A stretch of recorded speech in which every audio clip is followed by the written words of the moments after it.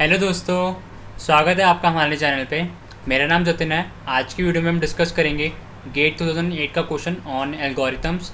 And ये जो question है बेसिकली एसिम्प्टोटिक नोटेशंस के ऊपर बेस्ड है। ठीक है, तो चलिए फिर इस क्वेश्चन को डिस्कस करना शुरू करते हैं।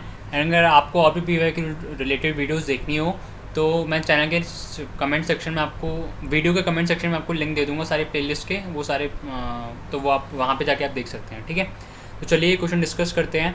तो क्वेश्चन क्या कह रहा है, सबसे पहले क्वेश्चन कह रहा है कंसीडर द फॉलोइंग फंक्शंस। ठीक है, कुछ फंक्शंस हमें दिए हुए हैं, F N, G N and H N. ठीक है, एफ एन क्या है 2 raised to the power n, G N क्या है n factorial and H of N क्या है n to the power log n। ठीक है, फर्दर रीड करते हैं।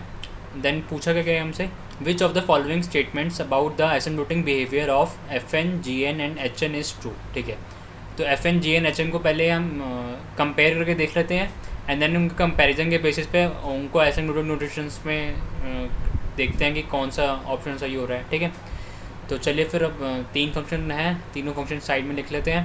पहला फंक्शन क्या है, F of N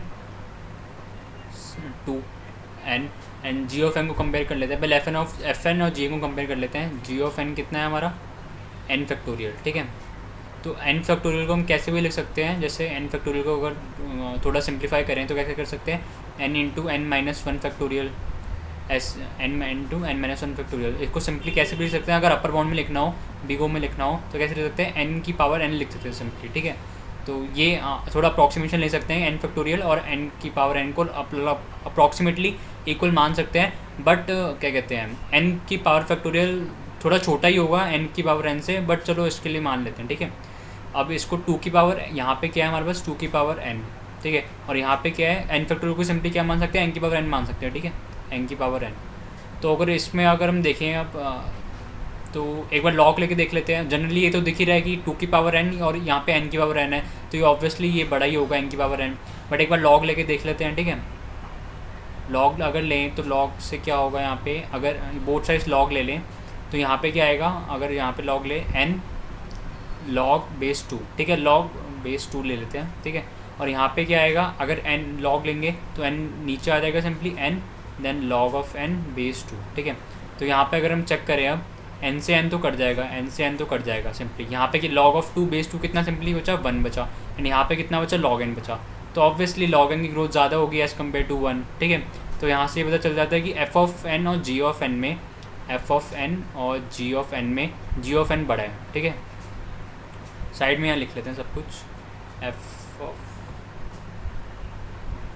of N और जी ऑफ एन में ऑब्वियसली जी ऑफ एन बड़ा है। ठीक है, इक्वल टू हटा देते हैं, जी ऑफ एन बड़ा है। तो हम इसे कैसे भी लिख सकते हैं, अगर F of N equal to big O of G of N. ये तो बिग ओ का मतलब होता है कि जी एन की growth as compare to F N ज़्यादा होगी। ठीक है, फर्दर देखते हैं अब जो हमारे पास और फंक्शन बचे, और फंक्शन को भी कंपेयर कर लेते हैं।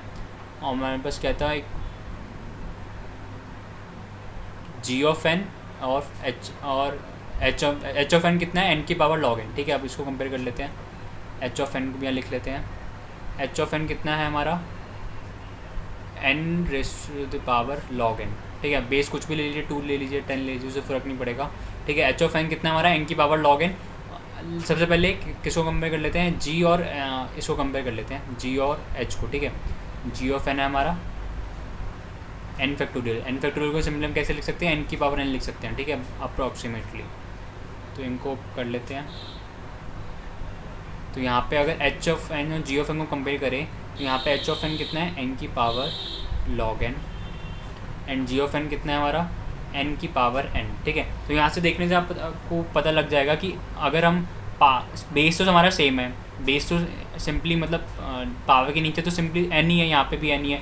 तो इन पावर को कंपेयर कर ले, यहाँ पे लॉग एन को और एन को कंपेयर कर ले तो पता चल जाएगी ग्रोथ, जिसकी ग्रोथ ज़्यादा होगी ऑब्वियसली उस पावर में उसकी ग्रोथ ज़्यादा ही हो जाएगी। यहाँ पे लॉग एन और एन को कंपेयर करें तो ऑब्वियसली एन की ग्रोथ ज़्यादा होती है as compare to log N. ठीक है, तो एन की power N as compare to N की पावर लॉग एन ज़्यादा ही होगा। ठीक है, तो यहाँ से ये क्या पता चल जाता है, जी और एच को कंपेयर करा था हमने, तो एच की ग्रोथ, दूसरा पेन कलर चेंज कर लेते हैं, एच ऑफ एन जो है हमारा, एच ऑफ एन कितना है, एन की पावर लॉग एन, और जी ऑफ एन कितना है, एन की पावर एन। तो वो छोटा है, H of N G of N से छोटा है, ठीक है। एंड यहाँ पे हमारे ऊपर क्या आया था, एफ ऑफ ये वाला एक्स, ठीक है।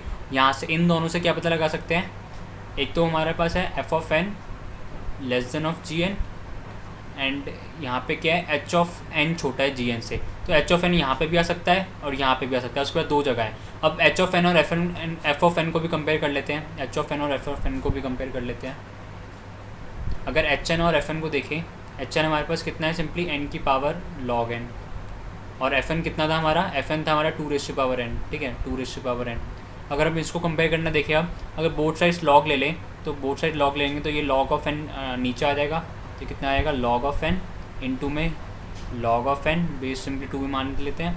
एंड यहाँ पे लॉग लेंगे तो कितना आएगा, एन नीचे आ जाएगा, एन लॉग बेस 2, सिंपली अगर यहाँ 2 मान ले तो ये कितनी, इसकी टोटल कितनी वैल्यू हो जाएगी, 1 हो जाएगी, एन लॉग 2 बेस 2 की।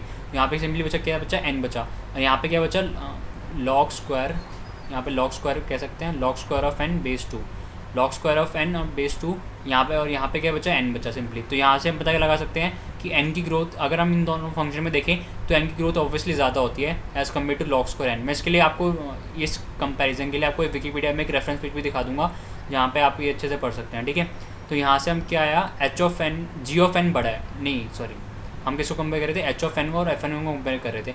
तो यहाँ से क्या बड़ा, यहाँ से क्या रिलेशन आया एच एन और एफ एन में, कि एफ एन बड़ा है, ठीक है, एफ एन बड़ा है। तो यहाँ पे हम कह रहे थे कि यहाँ पे भी आ सकता है, यहाँ पे भी आ सकता है, बट एच ऑफ एन तो एफ एन से छोटा है, तो यहाँ पे ही आएगा ऑब्वियसली, ठीक है। तो हमारे फाइनली रिलेशन कितना आया, H of N less than F of N less than G of N, ठीक है। अब असिम्प्टोटिक नोटेशन में ऊपर दिया हुआ है, वो देख लेते हैं कि असिम्प्टोटिक नोटेशन में कैसे कर सकते हैं आगे। अब आप देख लेते हैं ऑप्शंस को। ए ऑप्शन कह रहा है F of N is big of G N, ठीक है। तो ये क्या कह रहा है कि एफ जो होगा बड़ा होगा जी से, हाँ इतना पार्ट तो सही कह रहा है, ठीक है। एफ जो है, जो जी है वो एफ से बड़ा है, यहाँ पे भी कह रहा है जी है एफ से बड़ा है, ठीक है, इतना पार्ट तो सही है। अगला पार्ट क्या कह रहा है, G is less than equal to H, ठीक है। तो ये क्या सही कह रहा है क्या, अगर देखें एच तो छोटा है जी से, एच तो छोटा है जी से, बट ये कह रहा है कि एच बड़ा है जी से, तो ये वाला पार्ट गलत हो जाता है। तो ये पार्शली सही होता है, बट इसकी वजह से ये गलत हो जाता है, तो ऑप्शन ए तो गलत हो गया, ठीक है। ऑप्शन बी देखते हैं, ऑप्शन बी क्या कह रहा है, ऑप्शन बी कह रहा है F is greater than equal to G. अब ये चेक कर लेते हैं, ये कह रहा है कि एफ़ बड़ा है जी से, बट हमारा तो यहाँ पे क्या बड़ा है, यहाँ पे तो क्या आया था, एफ़ आया, जी बड़ा आया था एफ़ से, तो ये भी गलत हो जाता है, बी ऑप्शन में गलत हो जाता है। सी ऑप्शन क्या कह रहा है फर्दर कि G of N is big O of F N, तो जी सी ऑप्शन कह रहा है G is less than equal to F. तो क्या एफ़ बड़ा है जी से, नहीं एफ़ तो छोटा है जी से, तो ये ऑप्शन भी गलत हो जाता है, ये ऑप्शन भी गलत हो जाता है। डी ऑप्शन कह रहा है हमारा H of N is less than of F N. तो क्या F of N H of N से बड़ा है, हाँ F of N H of N से तो बड़ा ही है, ठीक है। तो ये पार्शली इतना तो सही हो जाता है, ठीक है। फर्दर चेक करते हैं, ये कह रहा है जी ऑफ एन, इसका क्या मतलब है, G is greater than equal to F of N, ठीक है। तो ये कह रहा है कि जी एफ से बड़ा है, क्या जी एफ से बड़ा है, हाँ जी एफ से तो बड़ा ही है, जी तो सबसे बड़ा है बेसिकली, एच से भी बड़ा है, एफ से भी बड़ा है, तो ये भी सही हो जाता है। तो यहाँ पे हमारा करेक्ट आंसर क्या हो जाता है, डी आंसर करेक्ट हो जाता है, ठीक है। डी आंसर क्या कह रहे हैं, H of N is big O of F N, मतलब एच एन का जो बिग ओ होगा वो एफ एन है, ठीक है। एंड जी ऑफ एन का जो स्मॉल ओमेगा, स्मॉल नहीं सिंपली ओमेगा, बिग ओमेगा जो है वो एफ एन है, ठीक है। तो हाँ ये सही हो जाता है, ठीक है। तो ए बी सी तीनों गलत है, डी ऑप्शन इज़ राइट का आंसर, ठीक है। तो यहाँ पे वीडियो पूरी होती है, आपको अच्छा लगी होगी ऑब्वियसली वीडियो, अगर आपको अच्छी लगी हो तो प्लीज़ वीडियो को लाइक कीजिए, चैनल को सब्सक्राइब कीजिए ताकि आपको नोटिफिकेशन टाइम टाइम मिलती रहे। एंड ये इजी था काफ़ी, मतलब इजी तो नहीं, मतलब मीडियम लेवल कह सकते हैं। अप्रॉक्सीमेटली 2-3 मिनट तो जाएंगे, मिनिमम 3 मिनट तो जाएंगे सॉल्व करने के लिए, ठीक है। मैक्सिमम 3 से 3.5 मिनट में ऑलमोस्ट सॉल्व हो ही जाएगा, ठीक है। तो चलिए फिर अब नेक्स्ट वीडियो में मिलते हैं। Thank you for watching this video, तब तक के लिए बाय बाय।